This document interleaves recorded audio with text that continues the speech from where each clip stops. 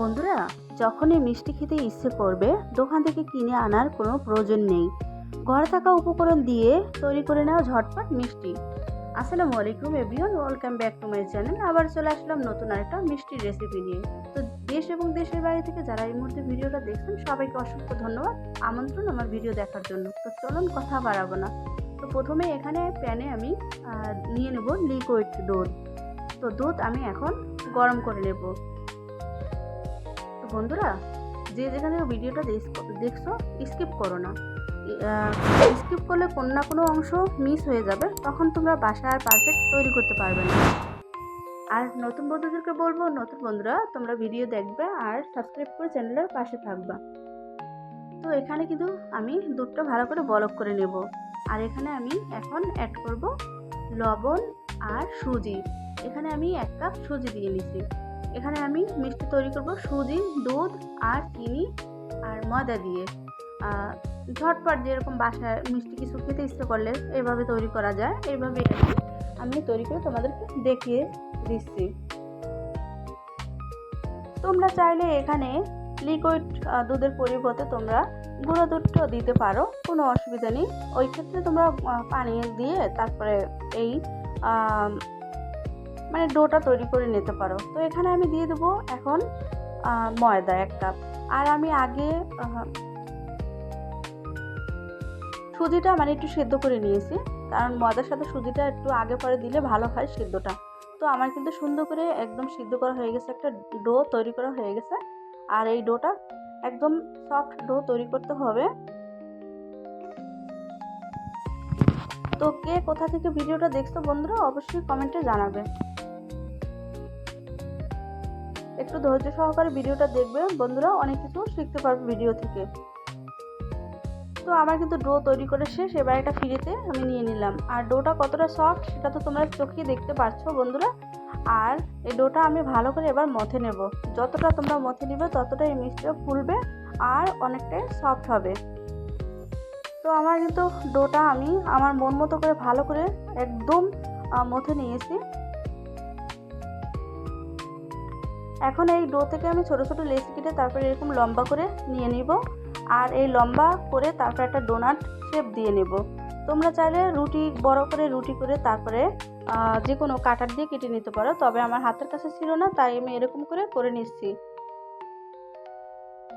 তো আমার কিন্তু মিষ্টি তৈরি করে শেষ, ডোনাটের মতো আমি তৈরি করে নিয়েছি। এভাবে আমি সবগুলো তৈরি করে নেব। আর বন্ধুরা, তোমরা তো দেখলেই বুঝতে পারতেছো যে আমি কিভাবে তৈরি করেছি। সব তো আর মানে বলে বোঝানো যায় না, চোখের নজরে দেখতে হয়। তো দেখো একটা কিন্তু তৈরি করে শেষ। এভাবে আমি সম্পূর্ণ মিষ্টিগুলো তৈরি করে নেব। তো বন্ধুরা, আমার চ্যানেলে কিন্তু সহজ সহজ রেসিপি আছে, তোমরা চাইলে আমার চ্যানেলটা ঘুরে আসতে পারো। একদম ঘরোয়া উপকরণ দিয়ে রেসিপি তৈরি করা। তো এখানে কিন্তু আমার ডোনাট মিষ্টিগুলো তৈরি করে শেষ। এবার চলে যাব চুলাতে। কতটা সুন্দর দেখাচ্ছে তোমরাই দেখলে বুঝতে পারতেছো। তো আমি এখানে কিন্তু একটা প্যানে পর্যাপ্ত পরিমাণ তেল দিয়ে দিলাম। তেলটা একদম হালকা গরম করে নেব, একদম হালকা গরম অবস্থায় ডোনাট মিষ্টিগুলো দিয়ে দিলে ফেটে যাবে না আর উপর থেকে ড্রাই হয়ে যাবে না, কালারটা নষ্ট হয়ে যাবে না। ওই ক্ষেত্রে তোমরা একদম তেলটা লো হিট যখন থাকবে তখন এই মিষ্টিটা দিতে হবে, তাহলে মিষ্টিটা একদম ভিতরে থেকে পারফেক্ট হবে আর উপরেও কালারটা সুন্দর আসবে। তো এখন কিন্তু আমি এটাকে উল্টে পাল্টে দিব। বন্ধুরা, আমার ভিডিও দেখতে দেখতে তোমাদের কোনো অংশ যদি ভালো লেগে থাকে অবশ্যই তোমরা একটা লাইক একটা শেয়ার দিয়ে দিবে। তোমাদের একটা লাইক একটা শেয়ার আমাদের ভিডিও বানাতে আগ্রহী জাগে।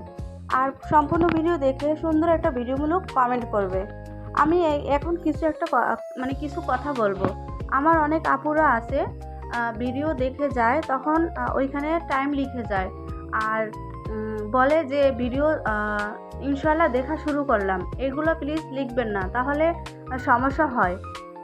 আপনারা ভিডিওমূলক সুন্দর একটা কমেন্ট করে যাবেন। দয়া করে কেউ সংখ্যা লিখবেন না যে আমি এত টাইমে দেখে গেলাম, আর এটাও লিখবেন না যে ভিডিও দেখা শুরু করলাম, শেষ পর্যন্ত থাকবো ইনশাআল্লাহ এগুলো লিখবেন না।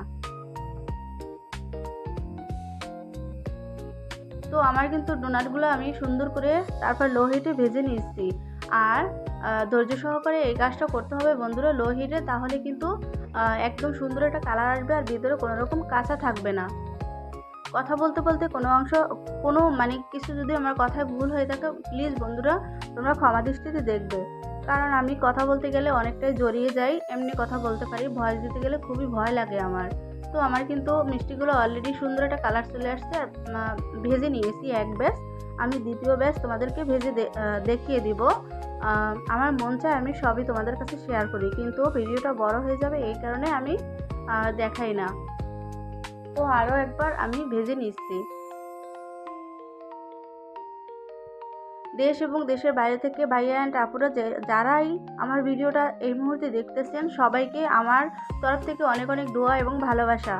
এভাবেই আমার পাশে থাকবেন। আর আমার রেসিপিটি কেমন লাগে আপনাদের কাছে অবশ্যই কমেন্টে জানাবেন। আর কোন কোন রেসিপি চান সেটাও আমাকে বলবেন, আমি চেষ্টা করব আপনাদের মানে আপনাদের কথায় রেসিপি তৈরি করার। তো আমার কিন্তু দ্বিতীয় ব্যাচ ভাজা শেষ হয়ে গেছে আর কালারটা কত সুন্দর এসেছে বন্ধুরা, তোমরাও দেখলে বুঝতে পারতেছো। আর এই রেসিপিটা তোমরা চাইলে বাসায় তৈরি করে নিতে পারো, অনেকটাই সহজ, মাত্র 10 মিনিট লাগে রেসিপিটা তৈরি করতে।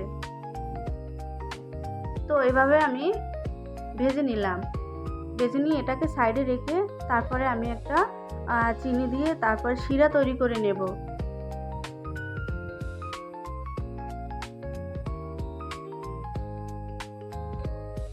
দেখো কত সুন্দর একটা কালার চলে আসছে।